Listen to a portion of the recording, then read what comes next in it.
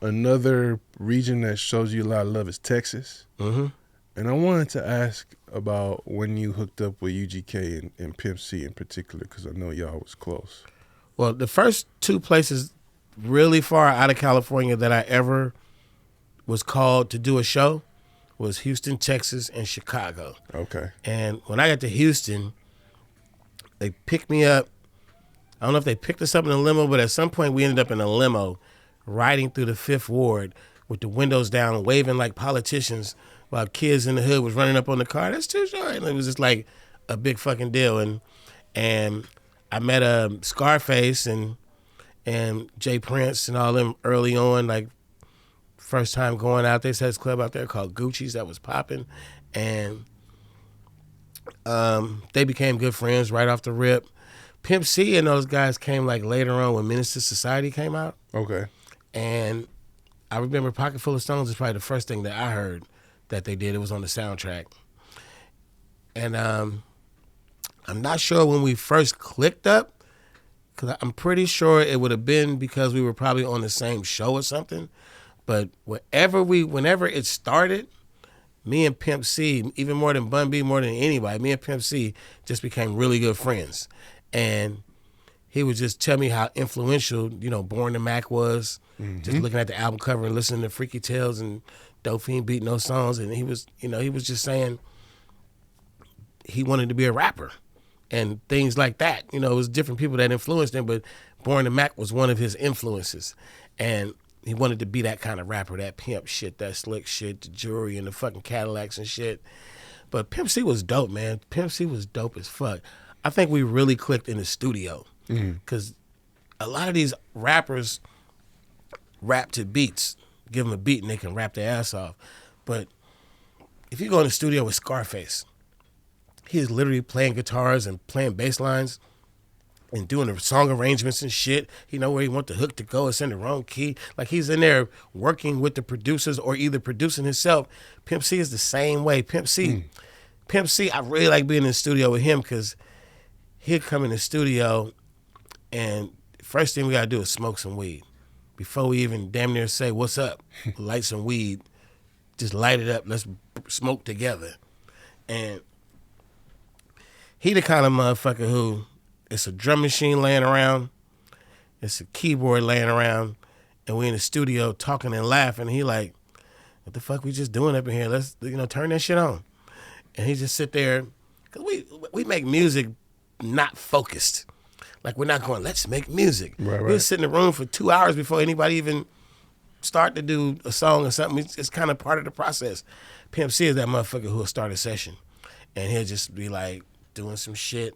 And then it'll be like funky ass drums and just funky bass line.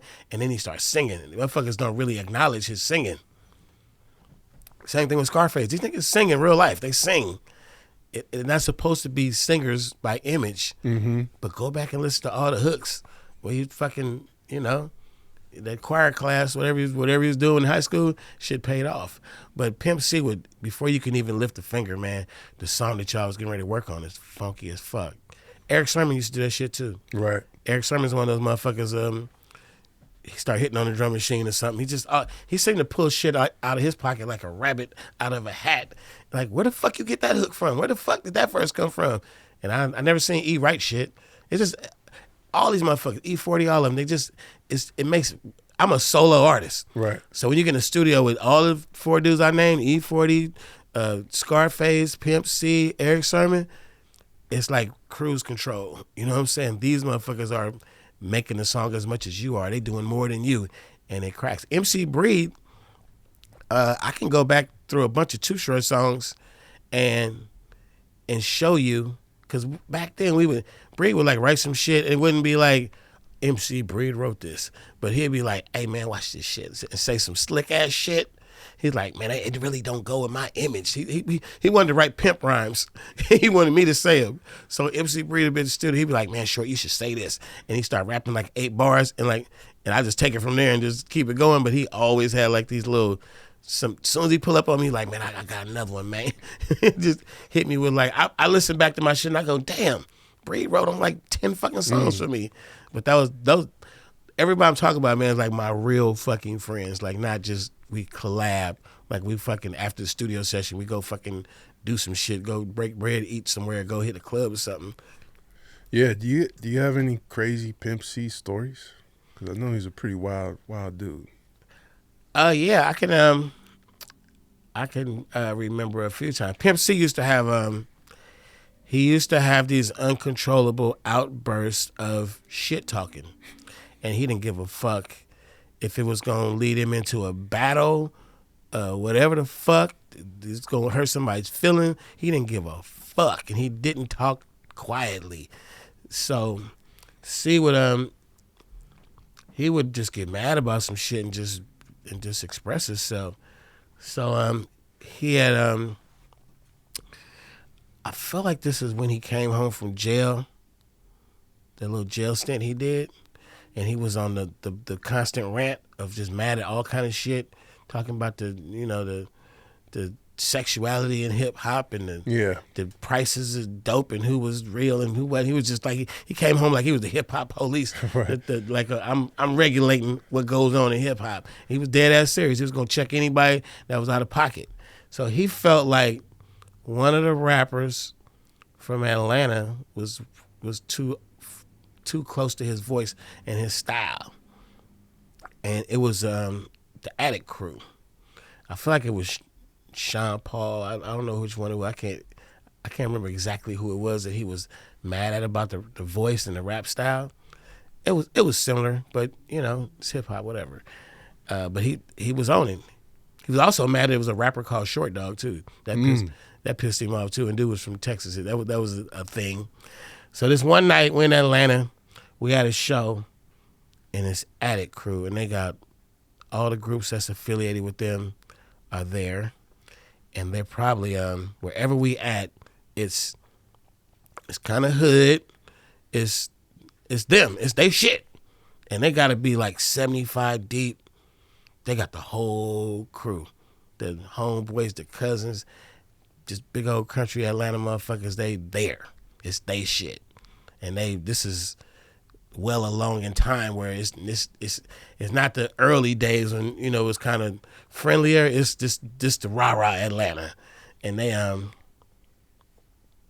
Pimp C, I feel like he did his show. I don't know if I was on the show, if I was just there for UGK to support. I can't remember if I was actually on that show, but I do remember where my memory starts is we're backstage.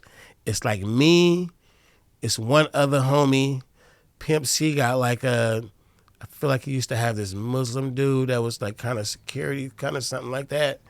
It's not a lot of us, but it's a lot of them. But we're not there as us them. We're a part of their crew. It's all of it. We together. Right. We powwow. They family, man. We didn't did songs together. We homies. There's no friction, none in the least. It's all family. And Pimp C is saying, and fuck these hoe ass niggas. These niggas that fuck nigga gonna sell my shit. Nigga gonna start rap. I ain't sounding. He's just going, fuck these niggas. He's talking hella shit. So me and one of the homies, we know exactly what he's talking about, and we like, this is gonna be a problem because nobody is paying attention to what he's saying. And he like, these hoe ass niggas are loud. We see a couple of eyebrows go up, like, who you talking about? And then we tell his homeboy, the Muslim dude, we got to get him out of here. We got to go because it ain't an issue yet.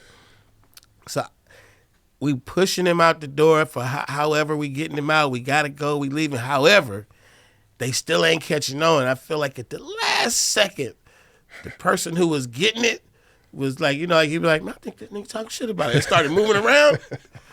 And that would have been a hip-hop story that we didn't want to know the other version of. We got him up out of there. You got him out just in time. We got him out of there. But, Pimp C had some run-ins, man. He had run-ins with Master P. He was a lot of shit, man. Yeah, wild dude.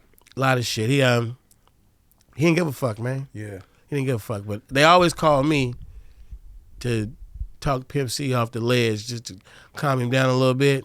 Yeah. And like, he listened to you, Short, but he never really listened to me. I just had plans. The respect was there. No, I had plans. He'd be ranting about some shit, mad at something, and I'd be like, nigga, let's go to the strip club. Or just a diversion of distractions. Just like, let's go do something that will be better than this. And he'd be like, yeah, hell yeah. You know, just give him a good idea. Be like, let's do something else, bro. So I wouldn't be like, bro, you gotta calm the fuck down, man. You tripping? Or explain to him where his rant is wrong or it shouldn't be. Like, bro, let's just go do something else. Nigga, I got some bras over here waiting. You just cold diversion. Yeah. And then they be like, man, Short know how to calm him down, but I didn't. Yeah, his rants are like legendary. You can hear like some of the radio interviews. But his famous rants are all the after prison rants. Right. You had to know the ones before. Before he went to jail, when it was him. It was C. Like, you know, he wasn't probably, it wasn't being documented because everything wasn't so on the microscope all the time, but that shit wasn't nothing new.